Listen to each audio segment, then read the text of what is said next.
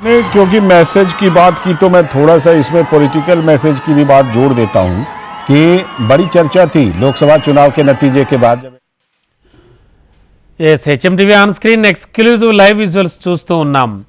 అశేష విశాఖ ప్రజలు ప్రధాని మోడీ రోడ్ షో చేస్తున్నటువంటి ఆ పరిస్థితుల్లో ఆయనకు ఘన స్వాగతం పలుకుతూ ఉన్నారు.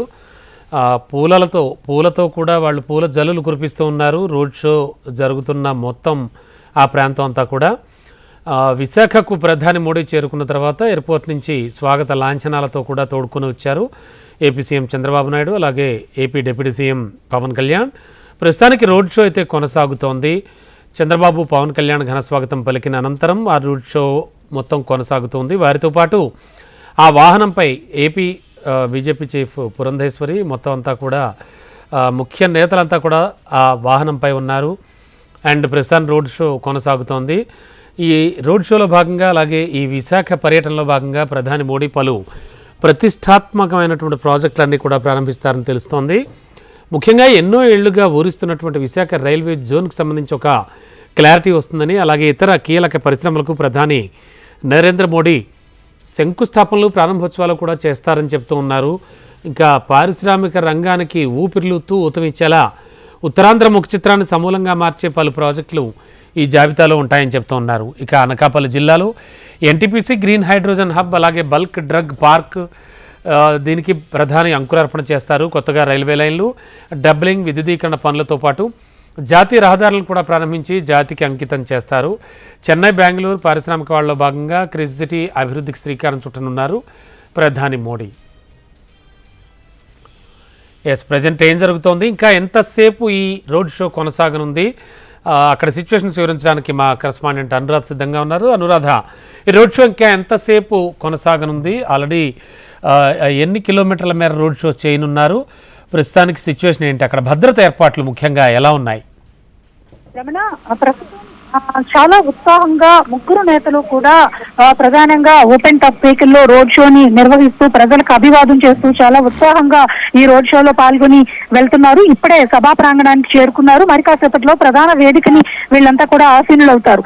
ప్రధానంగా ప్రధాన వేదిక మీద కూడా ప్రధాని నరేంద్ర మోడీతో పాటు ముఖ్యమంత్రి చంద్రబాబు, అలాగే ఉప ముఖ్యమంత్రి పవన్ కళ్యాణ్, బీజేపీ నాయకులు పురంధేశ్వరితో పాటు ఇతర ప్రముఖ నాయకులంతా కూడా ప్రధాన వేదిక మీద ఆసీనులవుతారు.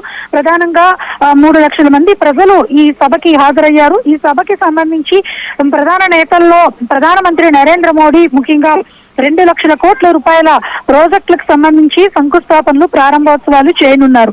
ఇవన్నీ ఆయన తదుపరి ఆ తరువాత ఆయన ప్రజలను ఉద్దేశించి ప్రసంగిస్తారు. దాదాపుగా 25 నిమిషాల పాటు ప్రజలను ఉద్దేశించి ప్రసంగిస్తారు. ఇటుపక్క ఉత్తరాంధ్ర అభివృద్ధితో పాటు అటు ఆంధ్రప్రదేశ్ రాష్ట్ర అభివృద్ధి ముఖ చిత్రాన్ని ఈ సభ ద్వారా వెల్లడించే అవకాశం అయితే మాత్రం కనిపిస్తుంది. ఎందుకంటే విశాఖపట్నంలో కూడా 90,000 కోట్ల రూపాయలతో జెన్కో, ఎన్టీపీసీ సంయుక్తంగా ఏర్పాటు చేస్తున్న గ్రీన్ హైడ్రోజన్ ప్రాజెక్ట్ తో పాటు బల్క్ డ్రగ్ పార్క్, అలాగే ఏదైతే సుదీర్ఘ కాలంగా ఇక్కడ ప్రజలందరూ కూడా ఎదురు చూస్తున్న రైల్వే జోన్ భవన సముదాయాలకి సంబంధించి ఆ భవన సముదాయాల శంకుస్థాపనలు జరుగుతాయి. అలాగే జాతికి అంకితం చేయనున్నారు. జాతీయ రహదారులని, కొన్ని జాతీయ రహదారులను కూడా ఇక్కడి నుంచి జాతికి అంకితం చేస్తారు. ఆ తదుపరి మిగిలిన కార్యక్రమాలన్నీ కూడా పూర్తయిన తర్వాత ప్రజల్ని ఉద్దేశించి ప్రధాని నరేంద్ర మోడీ ప్రసంగిస్తారు. అయితే అందరూ కూడా చాలా ఉత్కంఠంగా చూస్తున్నారు.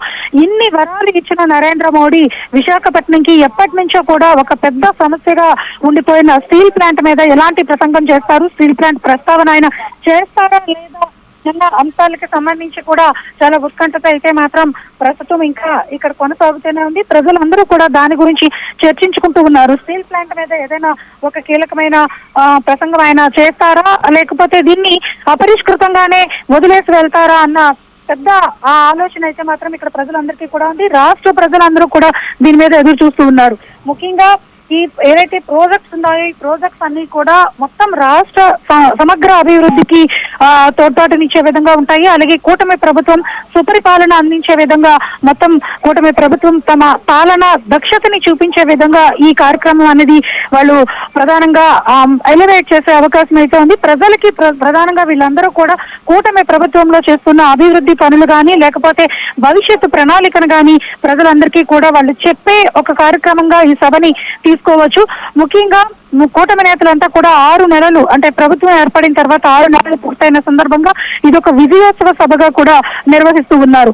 మరి ఇందులోనే ఒక ప్రధానమైన ఆసక్తి ఆకర్షణ అనేది ఉదయం నుంచి కూడా ఒక చర్చ అయితే పొలిటికల్ సర్కిల్లోని ఇటు ప్రజల్లోని కూడా నడిచింది. ప్రధాని ఒక ట్వీట్ చేశారు, నేను ఆంధ్రప్రదేశ్ కు వస్తున్నాను, అభివృద్ధి పనులు శంకుస్థాపనలో పాల్గొంటున్నాను అని. ఆయనకి రీట్వీట్ చేస్తూ ముఖ్యమంత్రి కూడా మీకు సాదర ఆహ్వానం పలుకుతూ స్వాగతం పలికేందుకు విశాఖ ప్రజలతో పాటు మేమంతా సిద్ధంగా ఉన్నామని ఆయన కూడా రీట్వీట్ చేశారు. మొత్తానికి ఇవన్నీ కూడా కూటమి యొక్క దక్షతని వాళ్ళ యొక్క బలాన్ని చూపించే ప్రయత్నం అయితే మాత్రం ఖచ్చితంగా చేస్తున్నారు అని చెప్పాలి. చాలా ఉత్సాహమైన వాతావరణంలో, ఒక పండుగ వాతావరణంలో ఇప్పటిదాకా రోడ్ షోని నిర్వహించి ప్రధానమైన ప్రాంగణానికి నేతలంతా కూడా చేరుకున్నారు. చేరుకున్న తర్వాత వీళ్ళంతా కూడా ఇప్పుడు ఫస్ట్ మోడీ శంకుస్థాపనలు ప్రారంభోత్సవాలు చేస్తారు. ప్రధాని కార్యక్రమాలు షెడ్యూల్ ప్రకారం ఏవైతే ఉన్నాయో అవన్నీ అయిన తర్వాత ప్రధాన నేతలంతా కూడా ప్రసంగిస్తారు. మొత్తానికి విశాఖపట్నం వేదికగా జరుగుతున్న ఈ సభ రాష్ట్ర అభివృద్ధితో పాటు మొత్తం ఉత్తరాంధ్ర అభివృద్ధిని కూడా వాళ్ళంతా కూడా చెప్పే ప్రయత్నం చేస్తున్నారు. అలాగే కూటమి పాలనా దక్షతని కూడా చూపించి భవిష్యత్తులో మరింత బలమైన ప్రభుత్వంగా సుపరిపాలన ప్రజలకు అందించబోతున్నామని ఒక నినాదాన్ని కూడా ఈ సభా వేదిక ద్వారా ఇచ్చే అవకాశం అయితే మాత్రం కనిపిస్తుంది. ఓకే అనురాధ, ముఖ్యంగా మొన్నటికి మొన్న ప్రధాని మోడీ వర్చువల్గా ప్రారంభించారు చర్లపల్లి టెర్మినల్ని, రైల్వే టెర్మినల్ని. ఆ సందర్భంలో తెలంగాణ సీఎం రేవంత్ రెడ్డి కొన్ని రిక్వెస్ట్లు పెట్టారు ప్రధాని మోడీకి, హైదరాబాద్కి సంబంధించి కావచ్చు, తెలంగాణకు సంబంధించి కావచ్చు. అలాగే ఇప్పుడు మోడీ విశాఖలో చేయబోయేటువంటి ప్రారంభోత్సవాలు, శంకుస్థాపనలు, అలాగే కొన్ని డెవలప్మెంట్ కార్యక్రమాల సంగతి పూర్తిగా పక్కన పెడితే ఏపీ సీఎం నుంచి, డిప్యూటీ సీఎం నుంచి ఏపీ ప్రజల తరపున ఎటువంటి రిక్వెస్ట్లు పెట్టబోతున్నారు, ఎటువంటివి ఉన్నాయనుకోవచ్చు? ఖచ్చితంగా ఇప్పుడు ప్రధాని చేయబోతున్న ప్రారంభోత్సవాలన్నీ ఏపీకి సమగ్ర అభివృద్ధికి చెందిన ప్రారంభోత్సవాలే, అలాగే శంకుస్థాపనలు కూడా. ముఖ్యంగా ఏదైతే ఇప్పుడు 90,000 కోట్ల రూపాయలతో వీళ్ళు శంకుస్థాపన చేయనున్నారో గ్రీన్ హైడ్రో ప్రాజెక్ట్, దీని ద్వారా దాదాపుగా 40,000 మందికి పైగా ఉపాధి కలుగుతుంది. అలాగే బల్క్ డ్రగ్ ప్రాజెక్ట్ ఒకటి ఉంది, అది కూడా వేలాది మందికి ఉపాధినిచ్చే ప్రాజెక్టు. దీంతో పాటు రైల్వే జోన్, ఇక్కడ భవన నిర్మాణాలు కనుక జరిగి రైల్వే జోన్ కార్యకలాపాలు కనుక ప్రారంభమైతే ఉత్తరాంధ్ర యువత అందరికీ కూడా భారీ ఎత్తున ఉపాధి అవకాశాలు వస్తాయి. అలాగే ఇప్పుడు మిగతా ఏవైతే ప్రాజెక్ట్స్ ఇంకా అభివృద్ధి పనులు ప్రాజెక్ట్స్ జరుగుతూ ఉన్నాయో వాటిలన్నిటికి సంబంధించి రాష్ట్ర వ్యాప్తంగా ఇటు ఉపాధి మార్గాలు, రెండో వైపు అభివృద్ధితో పాటు ఏదైతే ఆర్థిక వ్యవహారాలకి సంబంధించిన అంశాలు ఇవన్నీ కూడా రాష్ట్ర అభివృద్ధిని కాంక్షిస్తూ అన్ని వైపుల నుంచి కూడా అభివృద్ధిని పూర్తి స్థాయిలో మొత్తం ఆంధ్రప్రదేశ్ రాష్ట్రానికి ఉపయుక్తంగా ఉండేలాగా ఈ ప్రాజెక్టులన్నీ కూడా డిజైన్ చేశారు. ఆ విధంగా శంకుస్థాపనలు, ప్రారంభోత్సవాలు జరుగుతున్నాయి. మొత్తానికి చూసుకుంటే గనక ఒక్క ఉత్తరాంధ్రకి మాత్రమే ప్రయోజనకరమైన ప్రాజెక్ట్స్ మాత్రమే కాదు, ఈ ప్రాజెక్ట్స్ వలన మొత్తం రాష్ట్రం అంతటా కూడా ఆర్థిక వనరులని పెంపొందించుకోవడంతో పాటు ఉపాధి మార్గాల్ని కూడా పెంపొందించుకునే అవకాశం అయితే మాత్రం ఉంటుంది. ఆ విధంగా ఇప్పటికే ముఖ్యమంత్రి చంద్రబాబుతో పాటు పవన్ కళ్యాణ్, డిప్యూటీ సీఎం పవన్ కళ్యాణ్ కూడా ప్రజలకి పెద్ద ఎత్తున, అంటే ముఖ్యంగా యువతకి పెద్ద ఎత్తున ఉపాధి కల్పించాలన్న సంకల్పంతోనే వాళ్ళు ఈ ప్రాజెక్ట్స్ అన్ని కూడా ప్రధాని ముందు పెట్టడం జరిగింది. కేంద్రం దానికి ఆమోదం తెలిపి ఇప్పటికే నిధులను కూడా కేటాయించింది. ఆ సందర్భంలోనే ఇప్పుడు శంకుస్థాపనలు, ప్రారంభోత్సవ దశకైతే ఆ ప్రాజెక్ట్స్ అన్ని కూడా చేరాయి. 2 లక్షల కోట్ల రూపాయల పెట్టుబడులతో ఈ మొత్తం ప్రాజెక్టులన్నీ కూడా ఆంధ్రప్రదేశ్ లో రానున్న భవిష్యత్తు కాలంలో అవన్నీ కూడా కార్యరూపం దాల్చున్నాయి. అందుకనే ఇప్పుడు పెద్ద ఎత్తున ఈ కార్యక్రమాన్ని, ఈ సభా వేదిక ద్వారా వాళ్ళు చేయబోతున్న సమగ్రమైన పరిపాలనని కూడా వాళ్ళు ప్రజలకి ఉద్దేశించి చెప్పే ఒక ఆలోచనలో ఈ కార్యక్రమాన్ని ప్రధానంగా చాలా ప్రతిష్టాత్మకంగా నిర్వహిస్తూ ఉన్నారు. Thank you Anuradha. Road show है कि जब वो कहते हैं कि हम 5वें नंबर से, इतिहास भारत का, इतिहास विकास का, इतिहास एक ऐसा महान नेता का जो न सिर्फ भारत के हर घर में रहते हैं बल्कि हर भारतवासी के दिल में रहते हैं. भारत के यशस्वी